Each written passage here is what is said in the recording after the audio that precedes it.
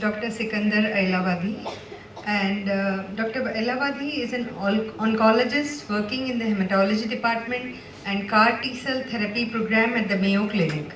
Dr. Ailawadhi's research interests include multiple myeloma, Waldenstrom's macroglobulinemia, chronic leukemias, mainly chronic lymphocytic leukemia, CLL, chronic myeloid leukemia, clinical drug development in multiple myeloma, and various macroglobulinemia, healthcare disparities and outcomes, cancer disparities among ethnic minorities, and biological variability in plasma cell dyscrasia. So I request Dr. Ailawadhi. Thanks a lot, ma'am. Thanks to the organizers and Dr. Gopinath for inviting me to speak at this conference.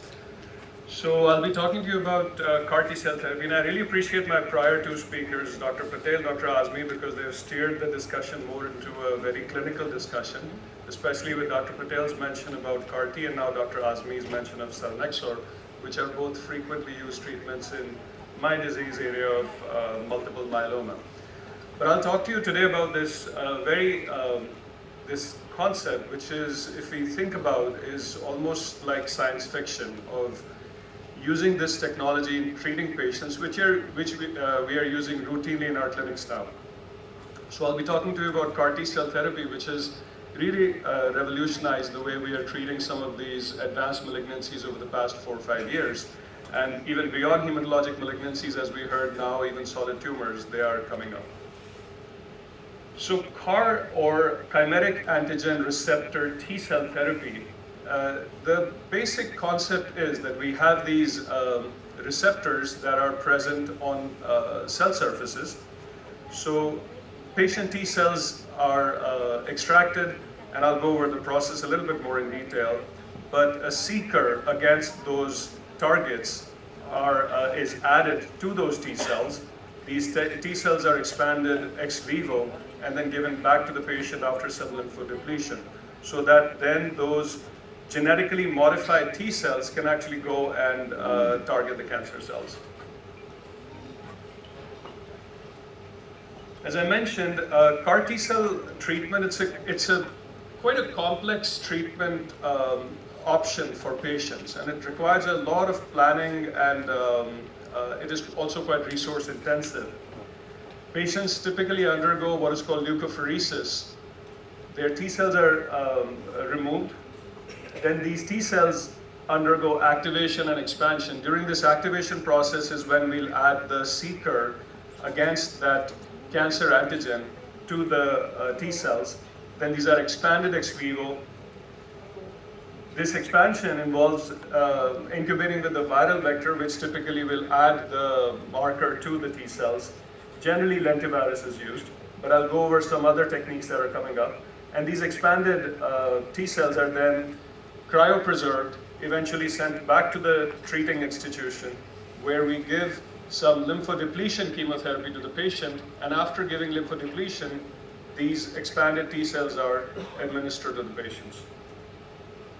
The whole of this process between leukapheresis to lymphodepletion can take anywhere from 3 to 8 weeks, depending on the T cell product and the target disease. As I mentioned initially, before giving the T cells, the lymphodepleting chemotherapy is given, which is typically 3 days of fludarabine cyclophosphamide combination that is given as an outpatient, and then the patient is given their T cells. I mentioned CAR T cell therapy requires a lot of coordination, because typically we get the referrals from other sites, or we have our own patients who qualify for these treatments as per the FDA approved agents. And then the patient has to undergo almost the similar kind of vital organ testing that we use for, that we do for stem cell transplant.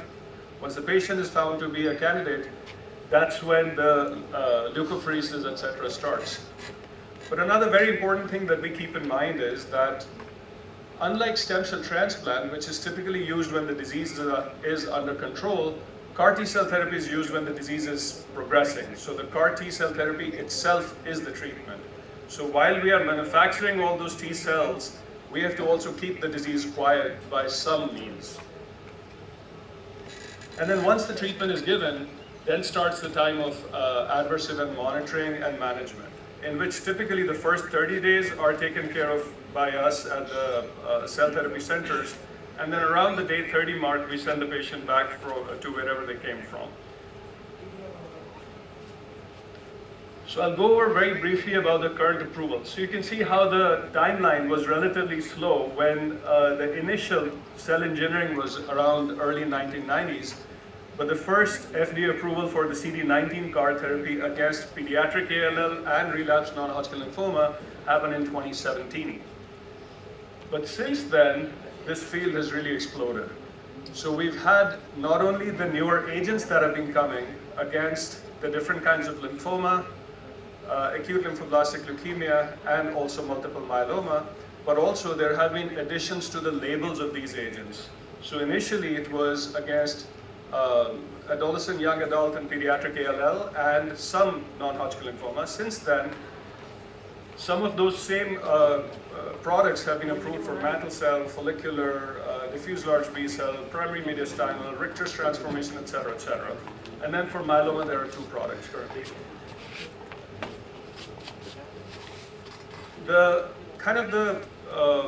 I think Dr. Azmi was mentioning that some of these drugs are almost interchangeable when you look at multiple agents that are being approved in a certain category. That's actually the similar fallacy with all the CAR T cell therapy. So for example, I'm a cell therapy person, but I also focus primarily in multiple myeloma. We have 2 products available. Both of them have exactly the same indication. Both of them must be given after 4 prior lines of therapy. Patients must have had the same categories of drugs that they should have received before. And then you can basically pick and choose either one of them. There is no head-to-head comparison. But some of these choices of agents depend upon what the center likes, what we are used to giving, our nursing staff, the pharmacy, logistics, etc. So as I mentioned, some practical considerations. For example, there has not been any comparison between the various CAR Ts that are available in the same indication. So if there are 2 mantle cell products, there has never been a comparison between the 2. 2 myeloma products, no comparison between the 2. So they're just available, and we can pick and choose and use any one of them. There have been some indirect comparisons. For example, this came around at ASCO, American Society of Clinical Oncology meeting in 2023, where there are some parallel trial comparisons that have been made. The choice of the CAR T to pick depends on the practitioner or the institution's choice, insurance approvals, availability, logistics, and also, I guess, now reimbursement. What is the margin for different institutions, etc.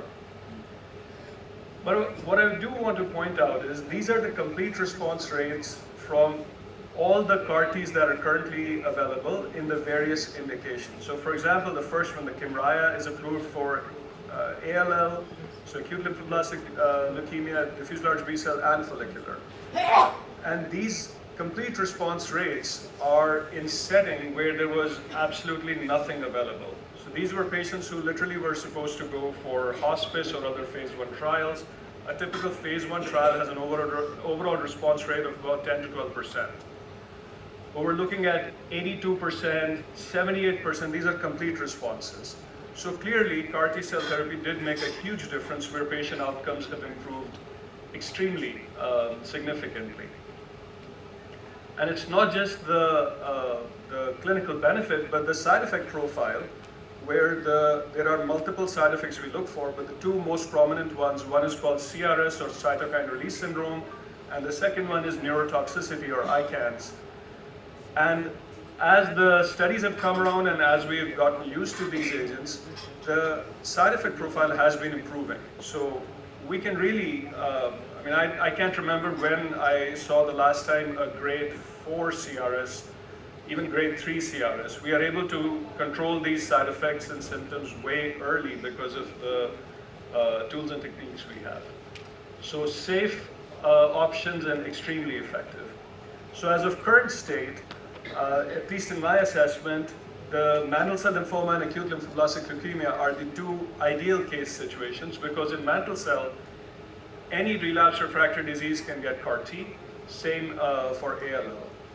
But in diffuse large B-cell follicular and multiple myeloma, the patients have to go through multiple prior lines of therapy before they get to it. In fact, diffuse large B-cell just is changing now. When we talk about side effects, I mentioned cytokine release syndrome. This is the most common observed toxicity. It could be as simple as having a low-grade unexplained fever to the patient requiring to go into the ICU and intubated and in complete vasogenic shock. But we are able to handle it quite effectively by using either IL-6 receptors like tocilizumab or in some cases corticosteroids. In fact, more studies are now being done to even look for options of preventing these adverse events rather than having to treat them.